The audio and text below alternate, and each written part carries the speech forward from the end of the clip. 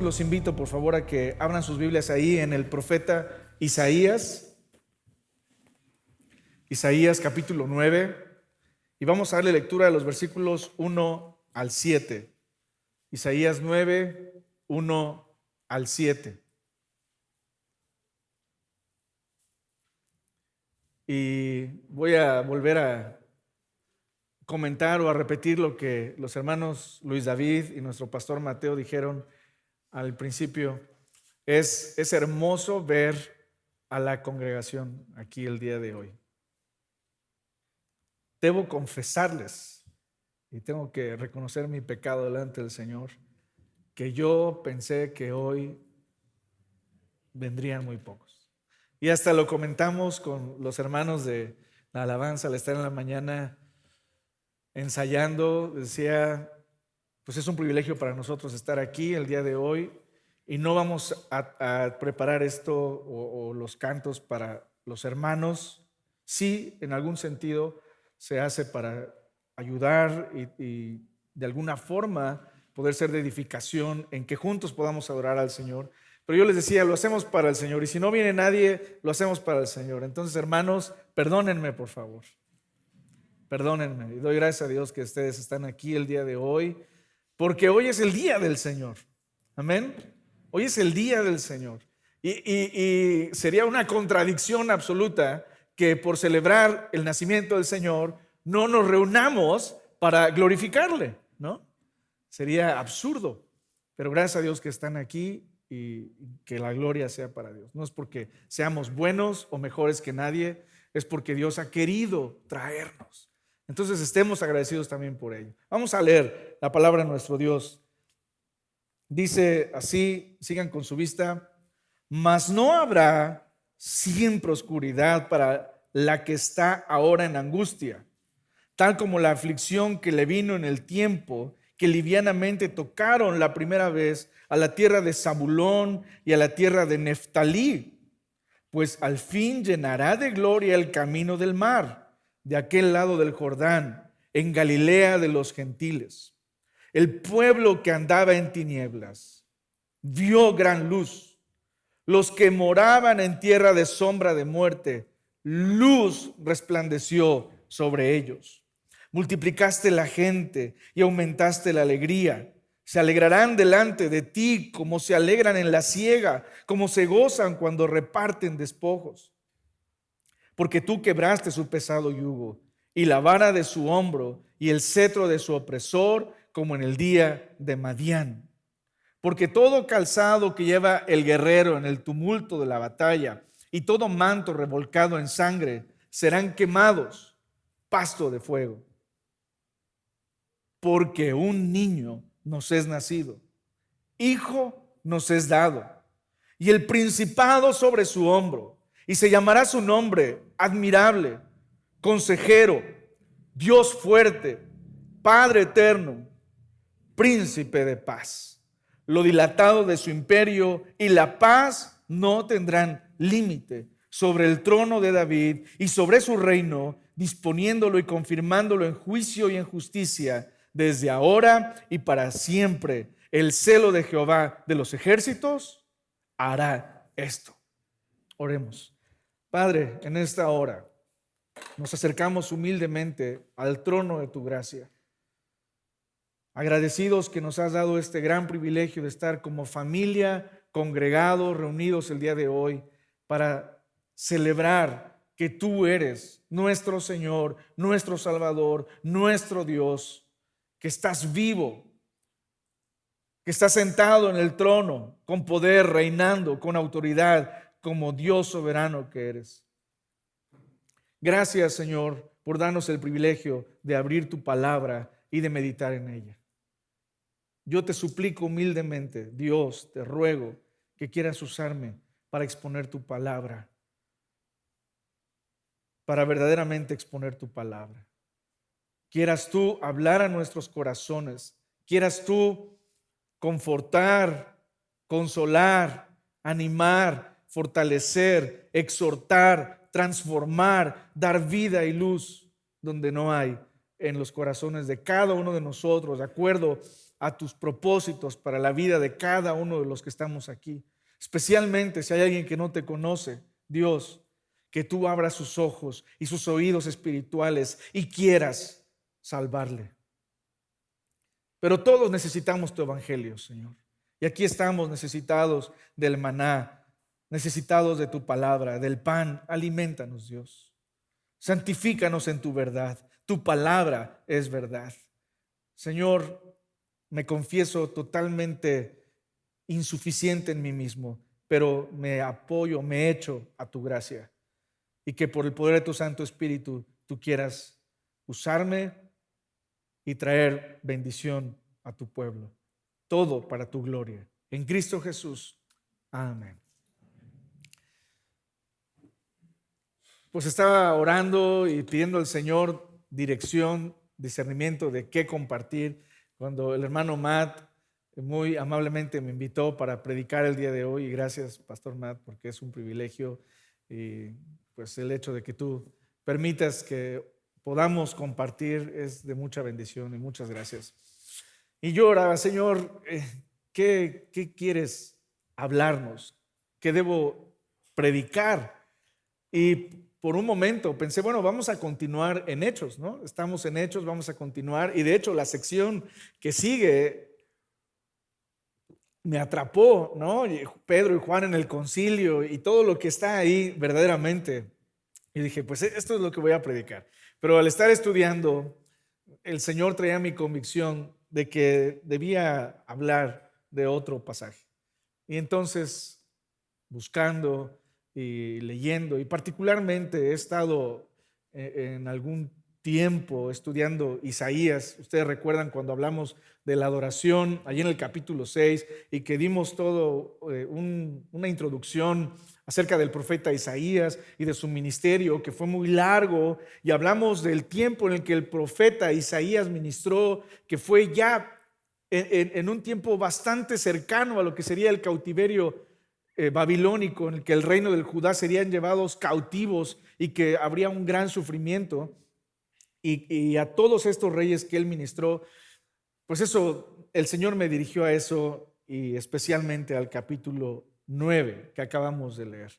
Bueno, les comentaba yo a los hermanos en la mañana que iba a ser más bien como una reflexión, no toda una predicación, exposición, como comúnmente tenemos, ¿no? Que son alrededor de una hora, hora y cuarto.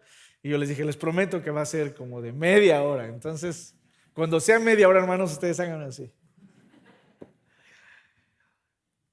Sí, verdaderamente va a ser más bien una reflexión, pero no quisiera dejar de hablar del contexto del pasaje para que entendamos mejor qué es lo que está Dios hablando a través de su siervo, el profeta Isaías. Este hombre que, como hemos aprendido, fue un hombre fiel en medio del rechazo y de la oposición a su mensaje. El reino de Judá iba en declive y en declive y en declive. Y en este tiempo, cuando está escribiendo Isaías el capítulo 9, hace no mucho el reino del norte, Israel, había caído. Samaria en el 722 había caído a través de los asirios. Y fue algo espantoso, fue algo terrible, fue algo tan avasallante. Y los asirios se han distinguido, el imperio asirio se distinguió en la historia por su crueldad. Eran verdaderamente crueles con aquellos a los que ellos conquistaban. Era una conquista étnica. Arrasaban con los hombres principalmente, se los llevaban para esclavizarlos, pero dejaban a los más pobres para trabajar la tierra, pero especialmente a las mujeres. Y traían gentes de otras naciones para violar a las mujeres y que borraran étnicamente a sus enemigos, como en este caso sucedió al reino del norte. Y por eso va a ser llamado este lugar Galilea de los gentiles. Porque esto no era un lugar de los gentiles antes, esto era parte del territorio del reino de Israel. Pero vino a Siria y arrasó con ellos y pobló este territorio con gente de otras naciones. Y por eso será conocido este territorio que era, aquí esto que nos menciona, Zabulón y Neftalí, representando al reino de Israel, ahora como un territorio ya no del pueblo de Dios, pero de gentiles. Y esto es algo muy fuerte. El profeta Isaías está hablando aquí en un tiempo donde hay un rey en Judá aún no cae, un rey muy malo, Acaz, el rey Acaz. Aunque este era del linaje de David, aunque Acaz era de la monarquía davídica, Acaz, ustedes pueden leer esto en Reyes y en Crónicas, pueden investigar acerca de Acaz. Dice la escritura que hizo lo malo delante del Señor. Hizo lo malo ante los ojos de Dios. Hizo cosas terribles, particularmente todo lo que tenía que ver con idolatría. Ustedes se acuerdan que hablamos cuando estábamos estudiando Isaías 6 de el rey Usías y que después había quedado su hijo Jotam, ¿no? Y bueno, Acaz es hijo de Jotam y Acaz es un rey perverso. Todo está en oscuridad, todo está en tinieblas, todo está en desesperanza. El reino del norte, sus hermanos, porque aunque no quisieran, eran sus hermanos, y esto realmente fue un impacto muy fuerte para los de Judá. Sus hermanos ya ni siquiera existían, se los habían llevado esclavizados, cautivos, los habían desaparecido. Y ahora aquí Judá se ha olvidado de Dios, están en oscuridad. Están en tinieblas, están en medio de perversidad, están en idolatría. Su rey es un idólatra, un pagano que le ha dado la espalda a Dios. ¿Cómo se ve el panorama? Se ve terrible. Se ve oscuro. Se ve, hablando del frío, ¿no? Se ve frío congelante hasta los huesos. Porque si Dios ya no está con ellos, ¿qué esperanza hay para ellos? No hay nada.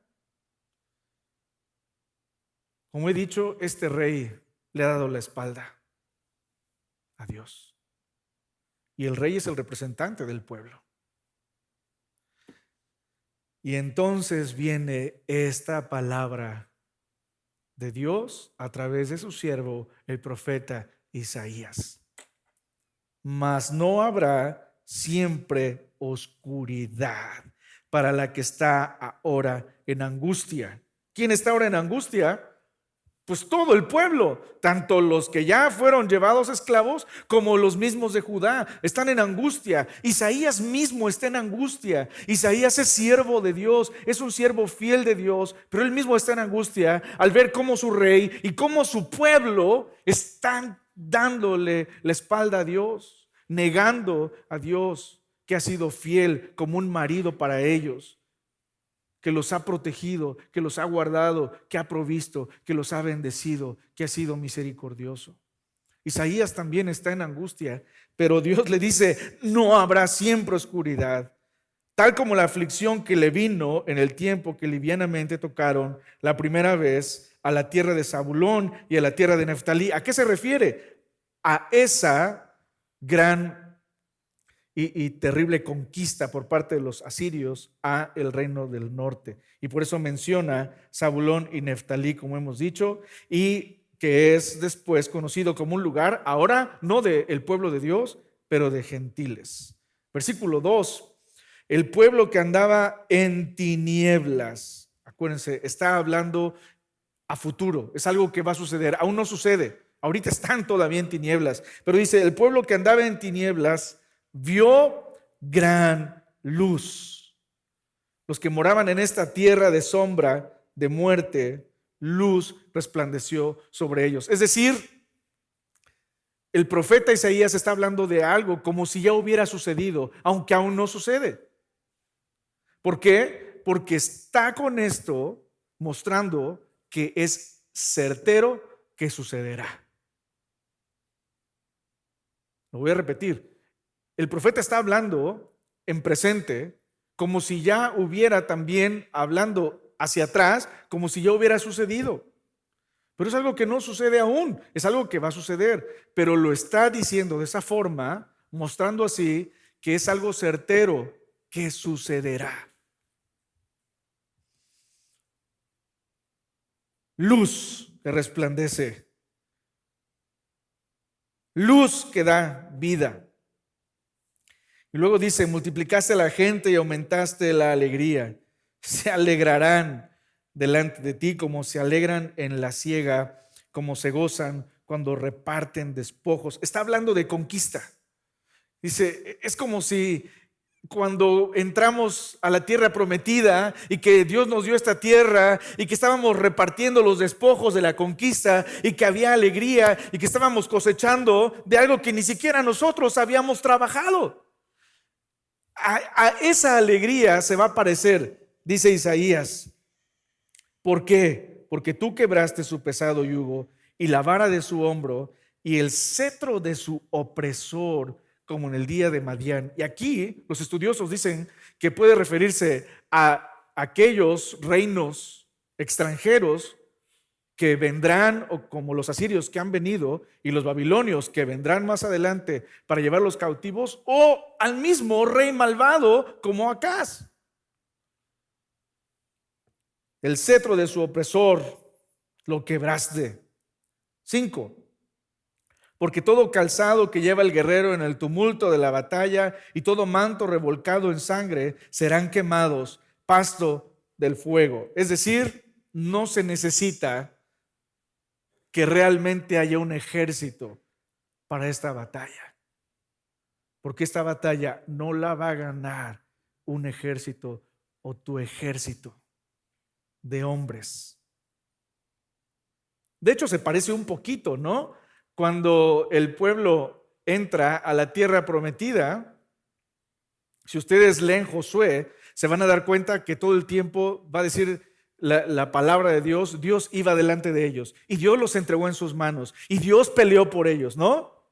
Es Dios. O en el tiempo de Jueces, cuando el pueblo pecaba y traía esta aflicción a su vida terrible por su pecado y clamaban a Dios y Dios levantaba jueces, pero la palabra de Dios nos enseña, como por ejemplo con Gedeón, ¿se acuerdan?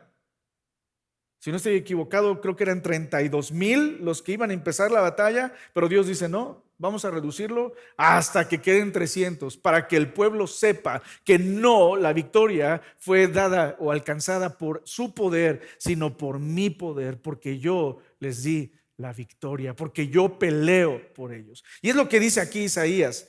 No es necesario que haya un ejército, no es necesario que haya batalla. ¿Por qué? Versículo 6. Porque un niño nos es nacido. Es decir, toda la solución, todo esto que estamos hablando, todas estas tinieblas que van a acabar, toda esta desesperanza, todo este dolor, toda esta angustia, se va a solucionar porque va a nacer un niño.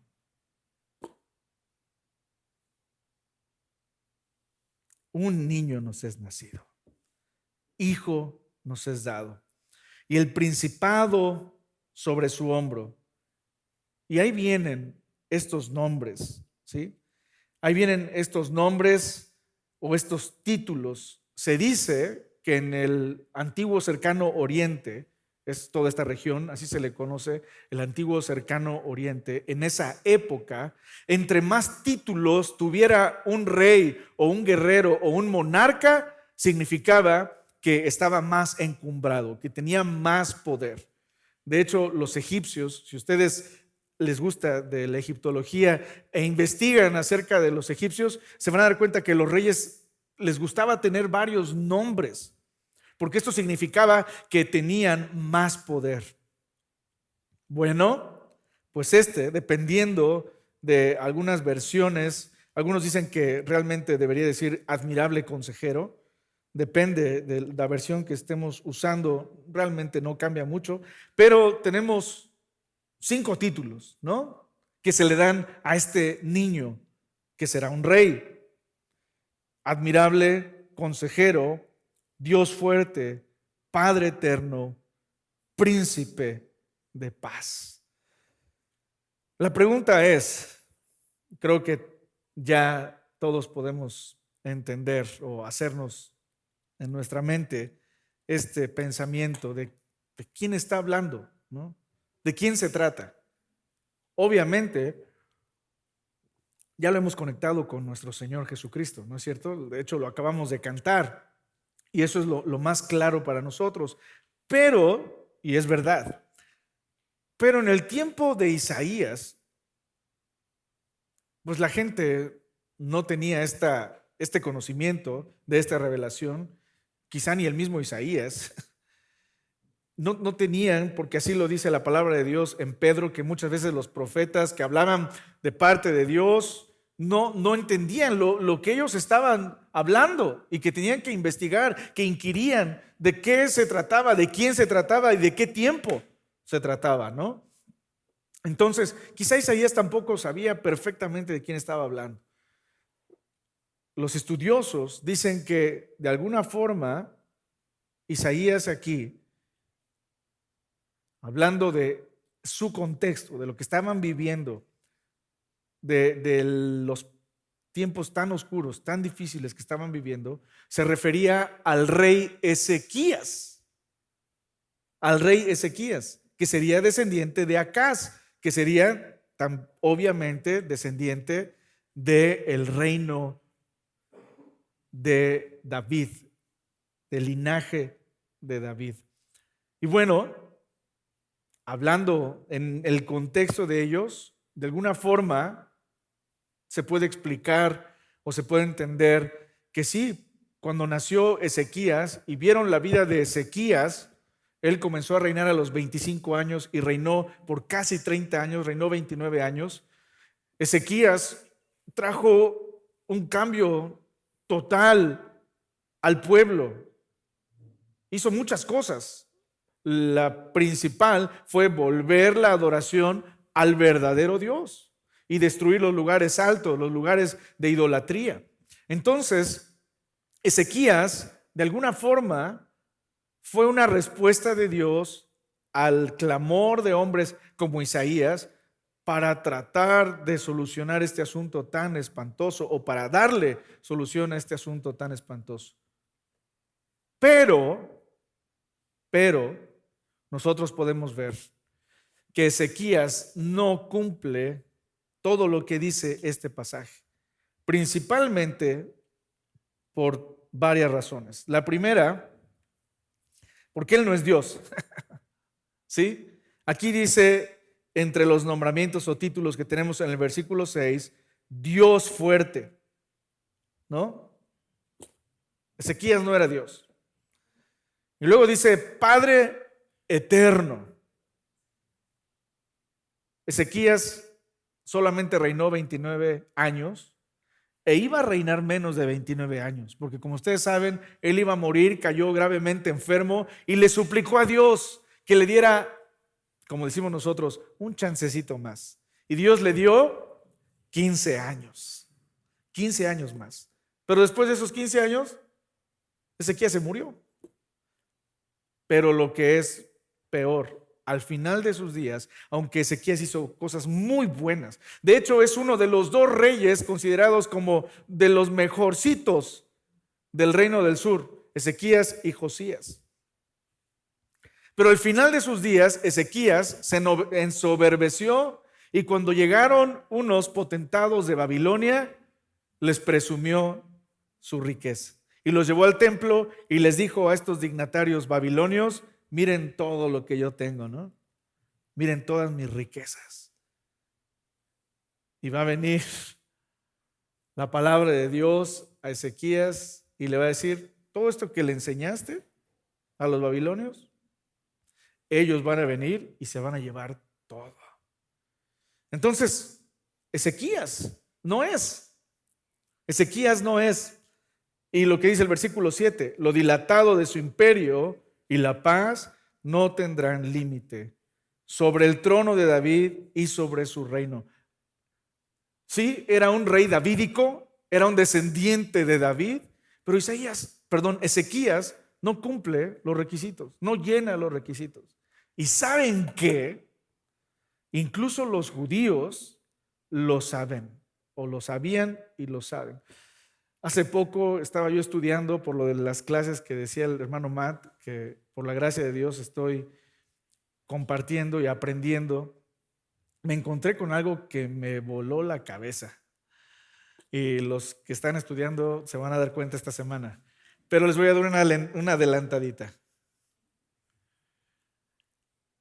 Los rabinos, los estudiosos y la escuela rabínica tienen una tradición. Y la tradición es que el Mesías procedería, ellos tienen muchas ideas extrañas, la verdad, y son un poco,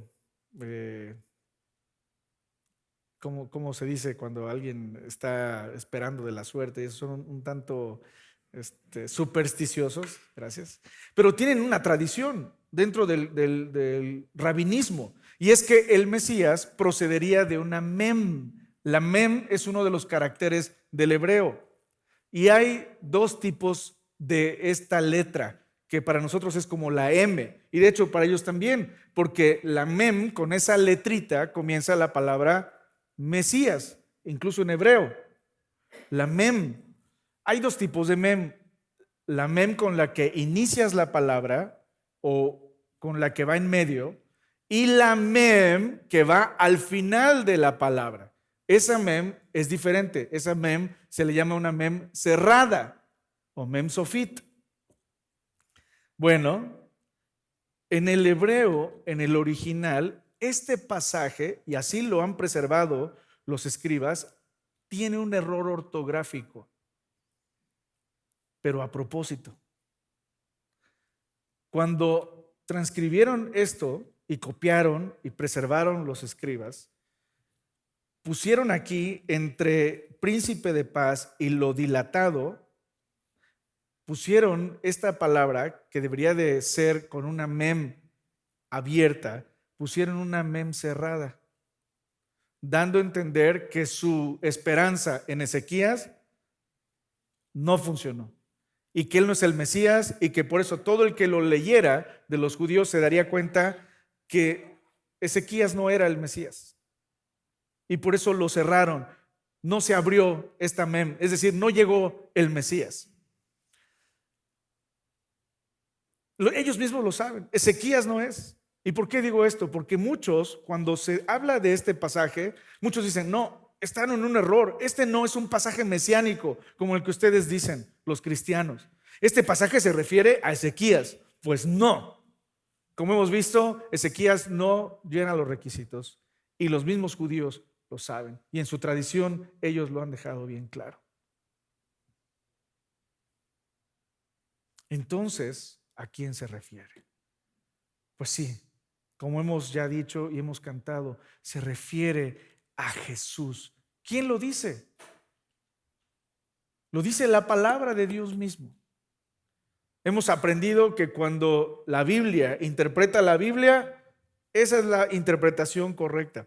Y sabemos que el Nuevo Testamento es la interpretación del Antiguo Testamento. Entonces, si quieres saber qué significa y qué dice el Antiguo Testamento, pues ve al Nuevo Testamento. Ve ahí al Nuevo y entonces sabrás lo que significa. Como tenemos esta cita tan conocida de Agustín de Hipona. El Nuevo Testamento está velado u oculto en el Antiguo Testamento, y el Antiguo Testamento está revelado o mostrado en el Nuevo Testamento. Es como un juego de palabras. Espero haberlo dicho bien. Muy bien.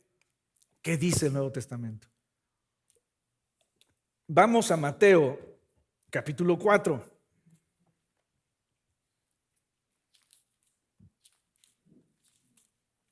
Vamos a Mateo, capítulo 4.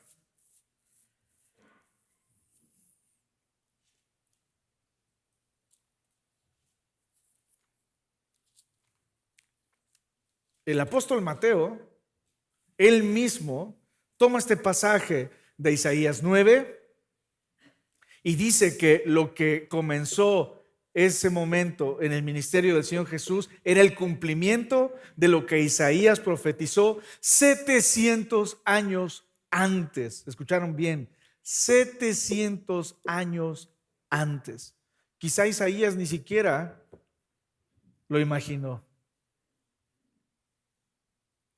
Pero Isaías estaba anunciando 700 años antes de esto que el Señor Jesús haría. Vean por favor, Mateo capítulo 4, versículo 12. Cuando Jesús oyó que Juan estaba preso, volvió a Galilea y dejando Nazaret, vino y habitó en Capernaum, ciudad marítima, en la región de Zabulón y de Neftalí, para que se cumpliese lo dicho por el profeta Isaías, cuando dijo: tierra de Zabulón y tierra de Neftalí, que es justamente esta zona de Galilea, donde está Capernaum, camino del mar, al otro lado del Jordán, Galilea de los gentiles, el pueblo asentado en tinieblas vio gran luz, y a los asentados en región de sombra de muerte, luz les resplandeció. Desde entonces comenzó a Jesús a predicar y a decir: arrepentíos, porque el reino de los cielos se ha acercado. Esto lo hace Mateo, pero no nada más Mateo, incluso un ángel. Vamos otra vez a Lucas, por favor. Lucas, ya leímos Lucas hace ratito, pero ahora vamos a Lucas capítulo 1. Cuando el ángel está anunciando del nacimiento del Señor Jesús, el ángel cita Isaías. Entonces tenemos el testimonio del profeta Isaías, tenemos el testimonio del apóstol Mateo y tenemos el testimonio de un ángel. Vean por favor, Mateo capítulo 1. Lucas, gracias, están despiertos. Yo no. Lucas capítulo 1 dice: al sexto mes, versículo 26, el ángel Gabriel fue enviado por Dios a una ciudad de Galilea.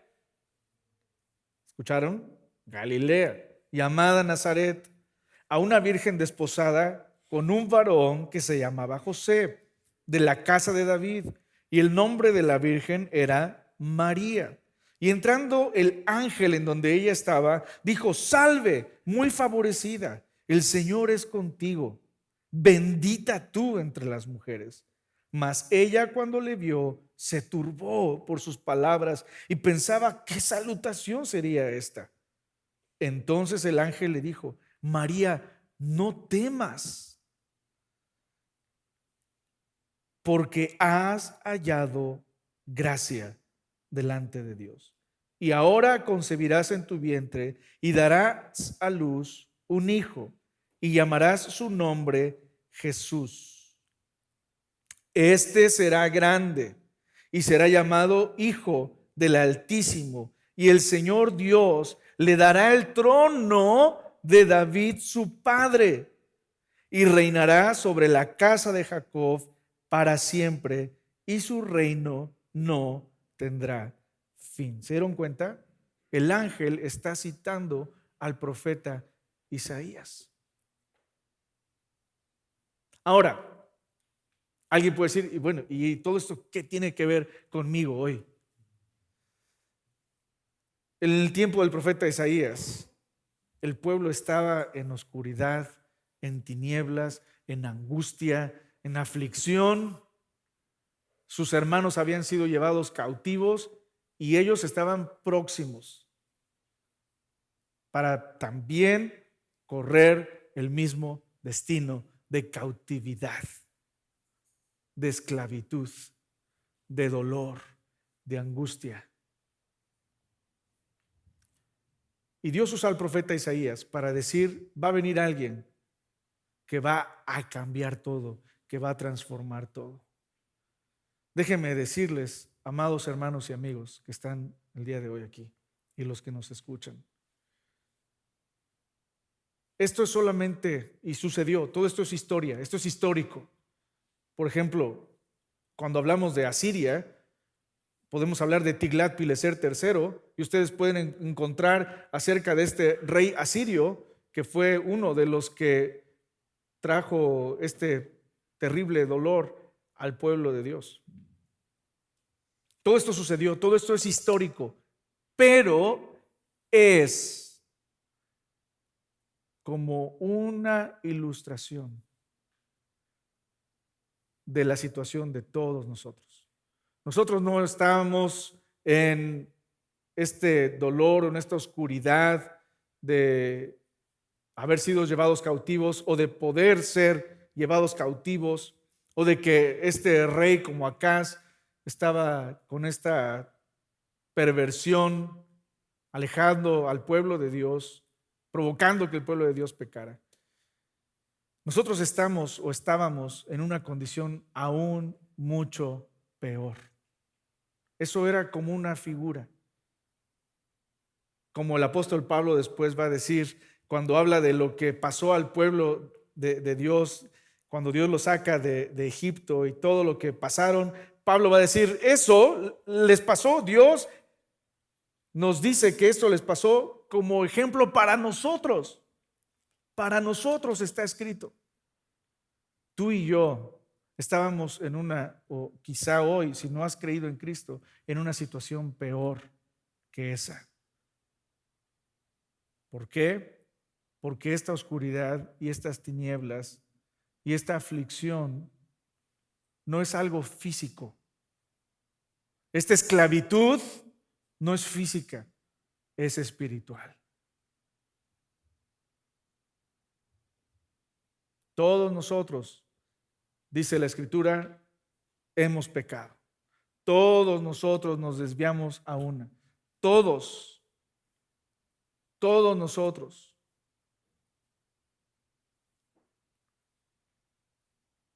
Haciendo lo malo. Ninguno de nosotros, no hay quien busque a Dios.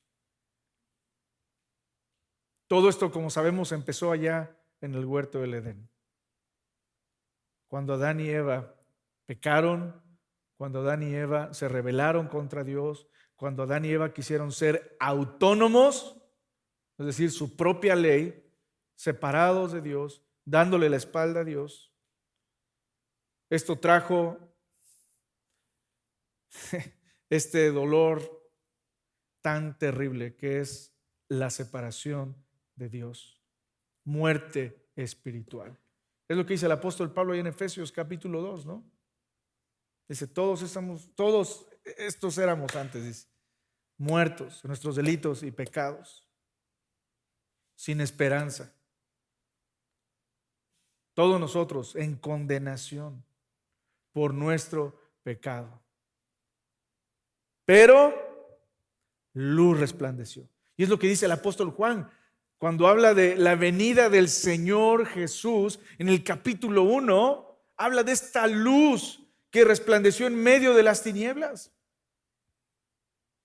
Pero vino Dios desde su trono y se humilló, como hemos aprendido, como hemos cantado, y vino a nacer a este mundo de esta forma tan humilde para vivir esta vida perfecta y ser este admirable consejero, Dios fuerte, porque es Dios en la carne. El Verbo se hizo carne y habitó entre nosotros y vimos su gloria, gloria como del unigénito del Padre. Él es el Padre eterno. Y alguien puede decir, ¿cómo? ¿Es el Padre o es el Hijo? Bueno, aquí hay una cuestión que se le llama, es un tecnicismo, es un lenguaje idiomático que más que hablar de que Él, como el mismo Señor Jesucristo dice allá, por ejemplo, en Juan 14, cuando dice yo y el Padre uno somos, pero aquí más bien está hablando, ya ha dicho que es Dios, Isaías ha dicho que es Dios, pero aquí está hablando más bien de que Él, su reino será eterno, de que con el comienzo de estas profecías o el cumplimiento de estas profecías, lo que Él va a hacer será para siempre. Y Él es el príncipe de paz. Estos 5 podemos llamar, ¿no?, títulos del Señor Jesús. Él ha venido para rescatarnos de nuestro pecado, en el que tú y yo estábamos, de nuestra muerte espiritual. Él ha venido para dar su vida. Tú y yo jamás podríamos, nosotros, por eso dice Isaías, no se necesita de un ejército para ganar esta batalla o esta guerra. Es porque viene este niño. Él es el que va a pelear. Él es el que va a tomar nuestro lugar. Como dice el hermano AJ, esto es gracia de Dios. ¿Por qué? Cuando Dios hace algo por nosotros que nosotros no podemos hacer por nosotros mismos. Es gracia de Dios. Él viniendo para tomar nuestro lugar, para llevar el castigo que tú y yo merecíamos. Jamás hubiéramos podido nosotros tratar con nuestro pecado por nosotros mismos. Aunque nosotros fuéramos y tuviéramos una vida de sufrimiento para Dios y morir en una cruz, eso no serviría de nada porque somos pecadores, porque todo estaría manchado con nuestro pecado. Pero vino Él, el Santo de Dios, para llevar nuestra culpabilidad, para sufrir el castigo que tú y yo merecíamos. ¿Cuál es ese castigo? Recibir la ira de Dios. Y créeme, hermano y amigo, no queremos recibir la ira de Dios. No quieres tener a Dios por enemigo. Pero eso éramos antes, enemigos de Dios. Pero ahora Cristo ha venido a reconciliarnos. ¿Y sabes qué? Por eso es que dice Isaías que esta oscuridad va a terminar, que esta angustia va a terminar, que este dolor va a terminar, porque ahora los que están en Él serán parte de este reino. ¿De qué reino? Un reino que, dice Isaías, no tiene fin. Y como dijo el ángel, Dios le ha dado el trono de David, su padre, y su reino no tendrá fin. Este mundo se va a acabar. Y todo lo que somos y tenemos aquí se va a acabar. De hecho, algunos ya nos estamos dando cuenta de eso, ¿no? Cuando cumplí 40, sentí como me hubieran dado un palazo por la espalda y empezaron por aquí, por allá los dolores, decir, ¿y ahora qué? ¿Qué está pasando? Esto no me pasaba, ¿no?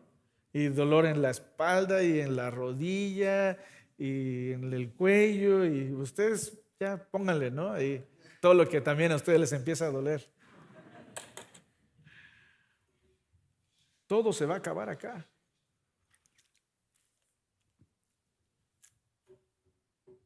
Todas las posesiones, todo por lo que has trabajado, que te has esforzado por tener un patrimonio y tu casa y las escrituras de tu casa y tu carro y todo por lo que te has acabado físicamente, ¿sabes qué? Todo eso se va a acabar. Pero si estás en Cristo, si verdaderamente has puesto tu confianza en Cristo, tienes vida y vida en abundancia.